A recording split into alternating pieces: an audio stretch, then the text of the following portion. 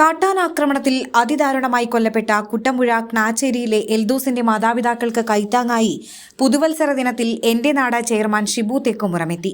വയോധികരായ Varghese, Ruth ദമ്പതികളുടെ ഏക അത്താണിയായിരുന്നു കൊല്ലപ്പെട്ട എൽദോസ്. ഇവരുടെ കുടുംബത്തിന് എല്ലാ മാസവും ആവശ്യമായ ഭക്ഷ്യോൽപ്പന്നങ്ങളും പെയിൻ ആൻഡ് പാലിയേറ്റീവ് സേവനവും നൽകുമെന്ന് എന്റെ നാട് ചെയർമാൻ പറഞ്ഞു.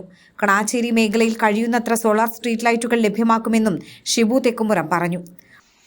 ഈ കുടുംബത്തെ സഹായിക്കാൻ എൻ്റെ നാട് ജനകീയ കൂട്ടായ്മ മുന്നോട്ട് വന്നിരിക്കുക. ഈ കുടുംബത്തിന് ആവശ്യമായ ഭക്ഷ്യ ഉൽപ്പന്നങ്ങൾ ലഭ്യമാക്കാനുള്ള ഒരു പദ്ധതിക്കാണ് ഇവിടെ തുടക്കം കുറിച്ചിട്ടുള്ളത്. എല്ലാ മാസവും ഈ കുടുംബത്തിന് ആവശ്യമായ ഭക്ഷ്യോൽപ്പന്നങ്ങൾ, ആവശ്യമുള്ള സാധനങ്ങൾ കടയിൽ നിന്നും വാങ്ങുവാനുള്ള ക്രമീകരണം എൻ്റെ നാട് ജനകീയ കൂട്ടായ്മ ഇവിടെ നടപ്പിലാക്കുകയാണ്. അതിദൂരണമായ അവസ്ഥയിൽ ജീവിക്കുന്ന ഈ കുടുംബത്തിന് തീർച്ചയായും ഒരു കൈത്താങ്ങായി ഈ സഹായം മാറും.